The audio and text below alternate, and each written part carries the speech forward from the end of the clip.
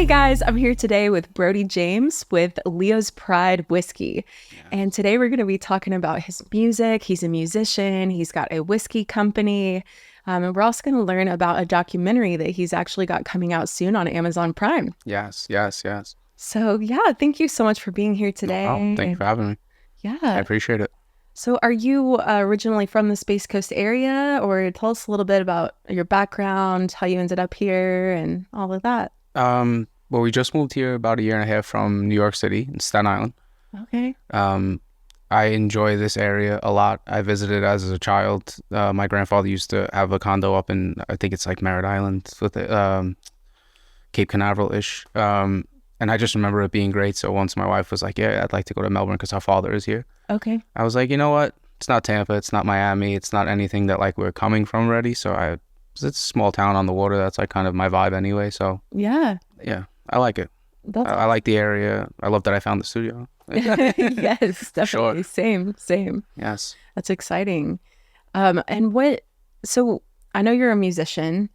Yes. What got you into music? Have you always been into music since you were young? And what kind of influenced you to make this your career path? I was absolutely into music very young. I was a Backstreet Boys guy Yeah. back in sync, and that like Yes. early pop music Mm-hmm.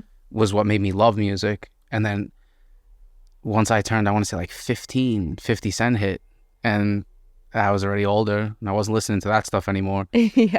And then I remember his first record, Wankster, was hitting. I remember going home and just writing a rap, and I would record it on like a karaoke machine. I would hang the mic from my ceiling fan in the house, and on a tape, like, do you remember the cassette tapes? Yes. I'd put the instrumental CD up top, hit record, and one take, just whatever I had in the notebook, and it just grew from there. I did it more professionally as I got older. Maybe like my early 20s, I started going into the studio. And when I was younger, we used to mess around at my buddy's house and do songs on like Audacity and stuff. And then Yeah. once I decided I wanted to like go for it, I met my engineer Joey at a house party I was DJing at. Cool. And that was it. I haven't recorded with anyone else since, and That's awesome. that's pretty much it. And was all of this in New York, where you're Yes. from originally? Okay. Definitely. Cool. Everything in Staten Island. I actually created the Brodie Jaymz name in Tampa. I was living with my oldest sister for a while when I was like 19, 20.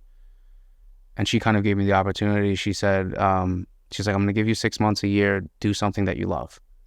She's like, you don't always have the chance later in life to do that. She's like, but you're 19. Like, I'm going to give you this opportunity. Don't worry about working too much. Like, I worked at the Cuban place. I was making Cuban sandwiches, $300 a week, whatever. But Yum. she's like, Yeah. don't worry too much about it.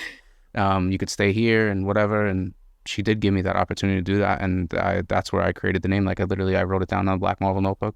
Yeah. And I just wanted people to be like, that's tough music. Like, that's tough jams. So someone told me one time that like Brodie means like, oh, you're acting all tough, in the weird situation that I was in at the time. And then I was like, I want people to be like, yo, I have tough jams. So I said Brodie Jaymz. Oh, I And love Brodie that. Jaymz flowed a lot better than jams. I don't want to be that corny. Right. Yeah, so that's how it came about. That's so cool. And then since then, how did you grow, and what's the music industry like, first of all? I've always, bad news. I've always thought about it. Like when I was younger, I couldn't wait to be famous, but I didn't know what famous meant. Like when you're 21, you're like, I just want to be rich. I want to be famous, Right. you know, and all these things. And as I turned like mid-20s, I was like, I kind of don't want that. Like I'm seeing how record Yeah. labels handle people and what music became as far as hip hop music, like what it became. And I never really considered myself in the music industry. I did everything I wanted in music as far as like making professional studio albums and having great quality. I would travel around to Miami and the Carolinas. I would shoot all my music videos out of the city. I went on 5 tours with my friends, like on my time and dime, and did everything I wanted to do without being told what to wear or to dye my hair or something ridiculous. So Yeah. I kind of feel like I got out scot-free, and I'm still able to wake up every day now and do what I love and make the music I want to make. No matter Right. what? That's huge. I mean, the path itself, just in my early 20s, it was a goal of mine to be like, and in the documentary, you'll see like the opening scene is me on the roof in Brooklyn at like 22 saying, I want to have like when I'm 30, I want 5 albums that are done in the studio. I want to travel with the boys. And I wound up doing all of it. And when I found that footage again, originally, I was like, what the fuck? I was like, that, you don't ever call it that way. Right. I did. So, and I'm here. I have a beautiful wife, successful, business. And I'm able to do still what I love every day without feeling like I'm old or I can't do it. Or, I'm not there yet. Right. I'll still be pissing my wife off at 60 doing this. I have no doubts. Oh yeah. Yes, absolutely. And so where did the whiskey, I know you've got a whiskey company, so where did that come into play? I was drinking too much Proper 12. I love Conor McGregor. He's one of my greatest, when you talk about you look up to someone, as far as I was sparring in the gym, it was just as he was coming along. And then I became such a huge fan. And I was just drinking the Proper 12 like any chance, like we were doing something. And then my wife was like, you should just do your own. She was like, why support, someone else's dream and all this? And I was like, you're right. And she didn't think I was going to be serious about it until it was like, oh, we're going into barrels. And like, I had my pinky under the spigot of the moonshine. And she was like, what the fuck? She was like, oh, here we go. And then she was good though. She just said, I'll give you one rule. I don't want you drinking it in the house too much. Like our daughter was born. And she was like, I just don't want it to be like a thing like that. Right, and if you course. know me, I could drink. So yeah, that's pretty much it. And it's done very well. It's been successful. Like I said, I had 3 batches come out of it, 3 different times going into barrels. And this is the most recent that's come out of barrels because I haven't really put it into like bottle production because we moved down here. Yeah. But I'm ramping up again and it'll be at Squid Lips and the Cottage and all those kind of pineapples. I've already spoke to them about it. Oh, that's the cool. Distribution, we're good to go. Like they're ready to have it. So. Oh, that's so awesome. Yeah. We'll have to get a drink there once they get it in. 100%. That'll be fun. Awesome. Do we get to have a taste? Yes, absolutely. Now seems like a good time. Great time. Be a great time for me to silence my phone too. Because like everybody needs all day. It'll be off, dry, nothing. The minute I have something to do, bing, bing. That's always how it goes. It's just a part of it. Yes.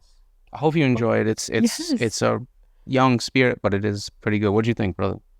My man. Awesome. Cheers. Definitely.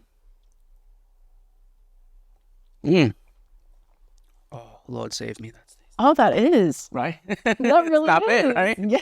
It's gotten smoother. The original batch was rough. Because really? Whiskey itself, like the minimum you should have it in barrels is 6 months. Okay. I was like 6 months and a week. I took that out to model it. Yeah. And then I remember like not debuting it, but I remember bringing a case, home for my daughter's christening. Mm-hmm. And I did the same thing, kind of just like, oh, try the whiskey. And I was like, what the fuck, where did this come from? And they're like, Brodie, this is amazing. But then my true friend, my brother, Kenny, he was like, brother, I love that you're doing this. He goes, a little rough though. Because he's a whiskey guy. Like, and he was like, I know it's going to age. Right. He's like, I know in a year or 2, 3 years, you'll have a 10-year edition. It'll be nicer. He goes, but little rough right now. He's like, 6 months in a week, probably not a good idea. Oh, I okay. was like, fuck that. So, right, because you're all excited, Yeah, it was just, it was good to have something else other than music that's still correlated with it, that's still everyone knew me for.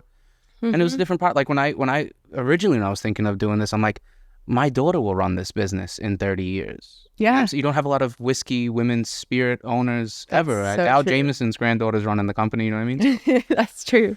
That's how I thought about it. And she probably won't. Probably be my son that does it. But that was the ultimate. Like, I wanted to kind of leave something behind that was tangible, that, they can listen to my albums in 20 years. And I can't wait, But this will always be there. That was kind of more of the motivation behind it, too.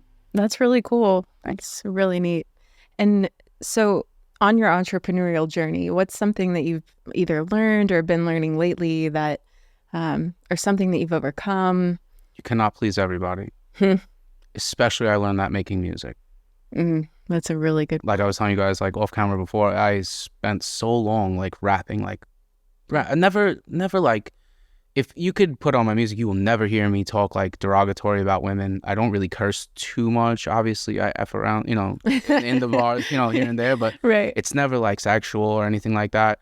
But it was rap nonetheless. And I'm finding myself grateful that I made pop music the last few years that blended into the albums and everything, because now trying to perform out here where my competition is people who strum the guitar at longboards on the weekend, I'm like, bro, like I'm happy I have the material. I just got in with a promoter that's doing a show at Chumley's on November 1st. It's going to be my first show here in Melbourne. So awesome. I'm like excited. And of course, it would be an Irish pub. I'm like so hyped. Oh, that's perfect. Yeah. We'll definitely have to make it. Yeah, I'll absolutely send you guys the flyer and the info. And awesome time. Please do. Yeah. That'd be great. And we'll post it up here so that you guys get the information as well. That way, if you want to come and support him and everything he's doing. Yeah. It's weird. It's like 2 weeks away. I'm like, bro, I'm so rusty. Yeah. Shaking off the dust. It's been a year and a half since I did anything Brodie Jaymz, like, other than drop the album, which was already recorded. It was done before I moved down here. So I just kind of waited a few months and then released it. But I really haven't. I don't know. Once in my life, I'm like, I'm a family man. Like, I'm like kind of taking the time that I didn't take with my wife and for the, few years before we moved out here. So I kind of just wanted to take that time and enjoy her, enjoy my daughter. We're getting the office going, and I haven't, for the first time in a long time, I haven't had time to be Brodie Jaymz and to do all the things that I love. So, but we're back and we're coming back around. That's awesome. And you'll have a new balance with all of that too. Absolutely. Because, and you, like you said, now you've got that motivation that you're doing this because you want to leave a legacy behind for your kids. And you want that time, with your wife, and she's supporting you on this journey. And always. She hears everything before it happens. By the time I leave the studio with the record, I get like one play in the car before she's like, I'm fucking tired of this song. It's been like 2-3 weeks. I've been listening to this from the inception of the beat. Then your gibberish that you laid down to that had no words on it, that you were humming for 2 weeks. And then I get in the car, I'm like, all right, just give me like one. I need the car test like one time. She's like, you got one time. Yeah. I'm like, all right, no doubt. So, and that's all right. I come home, I put it in the sound bar, and my daughter's dancing around to it now. So it's all right. Oh, that's awesome. I bet they're so proud of you too. My daughter, when I played a music video on the TV for the first, I didn't really understand the impact of it. And now she can't stop. Like, she's like, Pop, I want to be on the TV too. I have a recording set up in my bedroom at the house, like actually a really good one to be in my bedroom. But she comes up with her triangle, ding, ding, ding, da, da, da, da, da, da. So I was like, I'm going to throw it on, bro. Let me throw the mic on and everything. Oh my God. And I got it on an MP3. And she's like, Papa, play my song. Oh my yeah. She's 4 years old, but she's a pistol. That's amazing. But I didn't understand the impact. And she was just like watching the TV of my music video for Wake Up, and she loves the song. And she was like, Papa, I want to be on the TV. That's so sweet. Yeah. Everything for them, man. Everything for them. Yes. You should definitely do that. Like remix something 100%. She does into your music. 100%. Oh, that's super smart. The last record on my last album is called Cali Songs. My daughter's name is Calliope. Okay. So we call it Cali. Such a cool name. You said Calliope. Yeah. I love that. It's I grabbed different. It's a Greek goddess. It's the muse of music. That's what sold my wife on it. Wow. She was like, oh, that's good. She hated it originally. Yeah. Hated it. I don't know if she wanted to name it like Maria, Christina, some generic. Right. I would never do. But yeah. And then I was like, Calliope. And she was like, don't like it. And then she came in, she snuck into the studio room in the old house one morning and was like, I love it. And I was like, really? I was like, what'd you do?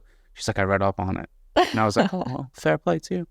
There you go. Yeah. That's beautiful. And you said you have a son as well? Yes. Oliver. How old is he?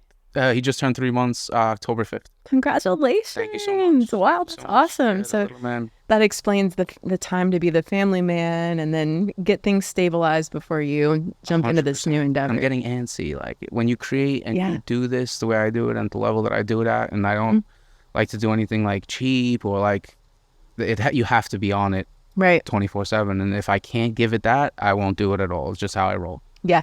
With anything. So. I can definitely relate to that. I can see. Yeah. I love it. And speaking of which, you mentioned that you have a documentary that's going to be coming out on Amazon Prime here soon. Yes, not Prime. You can buy it on Amazon Prime. Okay. It's not going to be on like video on demand. Okay. Because there's not a huge studio behind it. Right. But I did get through Prime Direct. I'm able to put it on Amazon Prime, so people could buy it. Nice. Like it's going to be $2.99. It's fair play, but it's got everything on there. It's a lot of people's biggest problem with me in the last 10 years, I never put out any content as far as like myself. I was never a TikToker. I didn't really care to be on Instagram too much, as like doing lives and all this kind of stuff. Just, it's not me. But anything of content that I did get, I socked away. And then I wound up making this documentary, and after 3 weeks, I had an hour and 30 minutes of my whole music career, from that interview I told you on the roof to my last show in Atlantic City for the celebrity boxing event. And It's got sections with like you get to know my buddies. Like all of my best friends rap with me. Cool. Like they're the only people I do music with. Nice. I don't do features for like other people. I don't do hooks for other people. If you hear someone like on my album, it's either they go to the studio that I've been going to. It's like one of the ones that are up and coming, singers, vocalists, or my best friends in this life. Oh, that's And nice. It's something I don't say prided myself on, but I always kept it that way because I wanted it to be for us. You know what I mean? So Absolutely. Yeah. Absolutely. And I feel like that's some of how a lot of the best bands have made it, you know, and they don't fall apart and they don't sell out and, correct. you know, all of those things. So Keep the circle close. that's awesome. And when did you say that's going to be ready? I want to say like December 21st. Okay. Like ideally, if I can get in here soon and do the Talking Heads part of it, Yeah. which is what I've been lacking the whole time Okay. for a year and a half and waiting to do this. So Yeah. I want to say December 21st, ideally for like Christmas week, Yeah. you know, documentary and but probably January 21st. Okay. To be realistic, January, like middle of January. Well, If I could squeak it out, I will, but yeah. And if there's anything we can do to help you expedite it. we absolutely. will. I was going to But have Shay look at it too and see if she sees anything. I don't mind bringing her onto it too because I love the work that she does. I've been stalking her IG for the last few days. Like, this girl's amazing at I know. what she does. She absolutely slays. Yeah, 100%. 100%. Great Yeah. eye, great talent. That's why she's here. Yeah, 100%. Awesome. Well, where is the best place for people to follow you, reach out, get in touch? Everywhere that there is social media, it's at Brodie Jaymz. BRODIE JAYMZ. Everywhere you go, if you Google it, nothing's spelled different on my Facebook, my Instagrams. Nice. I do have a TikTok. Don't really use it, but if you want to see clips of my music videos, it's there. Cool. Just anywhere social media is BrodieJaymz.com. Everything at Brodie Jaymz. Awesome. Yeah. And I've actually got one final question for you. Okay. What is your favorite song that you've ever written or produced or sang? That was mint. Good for you, Sarah. I don't. I love the record that I just dropped called The Feels because I sampled George Benson's like Give Me the Night, Okay. which is one of my favorite songs of all time. I didn't even sample the beat. I just kind of like used portions of it in the hook. Yeah. And it's ringing off very well. Everyone's like, bro, why have you been doing things like this the whole time? Either that or like I really enjoy Be a Doll. Yeah. I love that one. The Goo Goo Dolls are my favorite band ever. I've seen them a million times in concert in PNC Bank. I used to go every year for like 7 or 8 years to go see them. And I was lucky enough to see like Matchbox 20 with them, Daughtry. So I got like good acts in the whip. Nice. The Goo Goo Dolls are my favorite band ever. Johnny Resnick is... I model a lot of when I'm writing records like that after his writing. Okay. So my buddy had sent me that skew of Black Balloon. And I was like, bro, don't play with my emotions. I said, does someone have this? And he was like, no. I said, fucking take it. I'll pay you whatever you want for it. Just like give it to me. So it would be The Feels or like Be a Doll. I love those records. Cool. Yeah. Cool. I like a lot of the rap stuff too, but they hold different significance. Yeah. Yeah. And we can find those on Spotify? Yeah, Spotify, Okay. iTunes, YouTube. YouTube's been really cool in the last few years. They let you put like your whole album on YouTube, and Nice. they section out my page for me, so you have like all of the albums, the singles, and I didn't even have to do any of that, so it was cool. Oh, that's great. Yeah, I love they show love. I love how it's evolving and making it more user-friendly and more accessible. And that way creators like ourselves can get this stuff out there and share what we're creating. So I'm gonna do more of stuff like this. I'm not really a song and dance kind of guy, if you get what I'm saying. yeah. Yeah. But we all adapt and grow, so it's fair play. Absolutely. Absolutely. Well, thank you so much again for being here. We really Sarah, thank appreciate you. it. And thank you for opening this beautiful place. definitely. Thank you, boss, for building the walls and everything, you know what I mean? And Shay Yes. for being amazing at what she does. I cannot wait to see all the things that come out of here, and I plan on being here a lot. Also, me and Kenny have the Heals Forever podcast coming soon from here. Yes. So we're going to get that rolling too. If I need anything else to do, but that's for Kenny. Yes, I know he wants to talk about wrestling and UFC and stuff. So Oh, that'll I be can always fun talk though. about that, so. That'll be super fun. Thank you. Awesome. Well, thank you guys so much for watching. If you guys like this video, of course, subscribe and like, share with your friends. Yes. It helps us both a lot. Check out Brodie Jaymz on all of the social medias. Listen to his stuff on Spotify. And until the next time. Not for the rest of that whiskey. Yeah, fuck yeah, that's what I was going for too.